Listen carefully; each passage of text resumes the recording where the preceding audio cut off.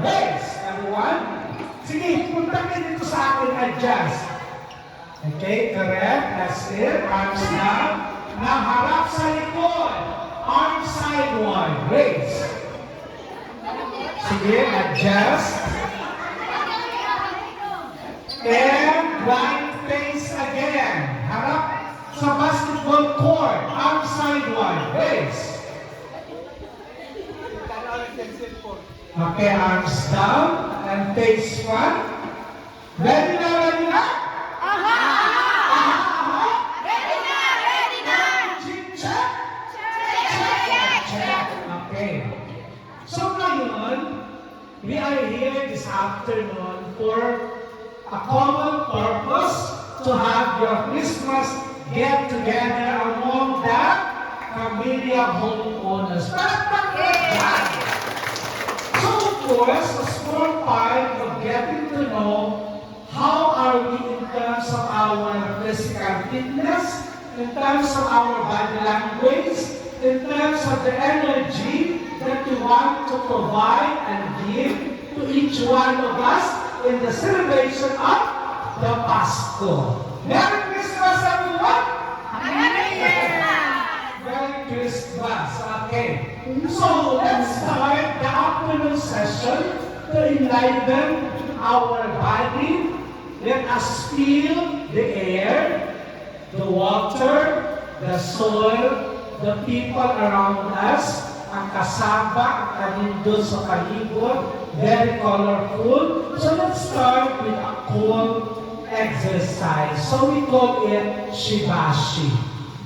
Shibashi is an Asian body prayer exercise, or we call it Qigong. And Chinese, di ba usually the elders, once they gather at the park, they usually perform Shibashi. So hindi natin inon atong kagalingon nga rang-rang, kundi mga bagets. Once yan, di ba ma'am? So we are all once yan, mga bagets ka. Usually, some adult or even elders gather around the park or even on streets to do the early morning session. They call it the Shibashi. So there are 18 figures. But of course, I just wanted you to do it according to your breathing. Let's do it slowly until subscribe the first 6, then another 6, then the last 6. There are 18 figures, the first activity. So kaya hold down, let's do it slowly. Okay? So ibaba ko muna ang microphone. Okay, first open the right hand. Close with the left fist and bow. Then open your hand down. Then again. 5, 6, ready, start. 1, 2, 3, 4, 5, 6, 7, 8. Then open left to your right. Inhale. Exhale. Shoulder level lang po. Inhale. Shoulder level lang. Exhale. Inhale.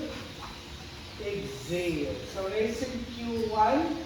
Then you are on top of the mountain. For the second figure, open arms.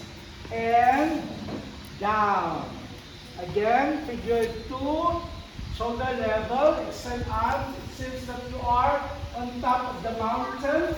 And down. So we are now on figure 3. Extend arm higher, then right. Shoulder level pa rin ang right arm. Open hand to the other side.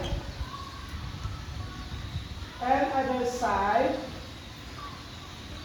And other side. Within 4 arms, 4 figure. Release, just like you're holding the clouds. Up. Down again. And inhale. Exhale. Number 5. Arms in front. So ang right nasa taas, Ang left sa baba. To your right, twist to your right. And place below again to the other side. Stretch your arm and other side. And side. And side. So number 6, rolling the boat. 6. Okay, so let's repeat from 1 to 6. Bago tayo mag 7 to 12.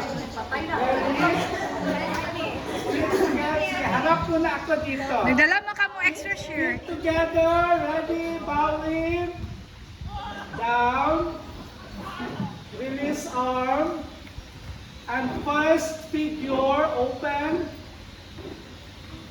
Exhale. Inhale. Exhale. Second figure, and you're on top of the mountain. Release, arms down. Another, second figure. You're on top of the mountain. Extend arm and down. For the third figure, then right and to the other side. And again, other side, and other side. Number 4 figure, you are holding the clouds, and assuming that you are holding the clouds. And number 5, twist to the other side, extend, and other side. And other side. And last one, other side. And number 6, rolling the boat. 6. Okay. And bago tayo mag 7 to 12, let's have the music part. Ay, bongga.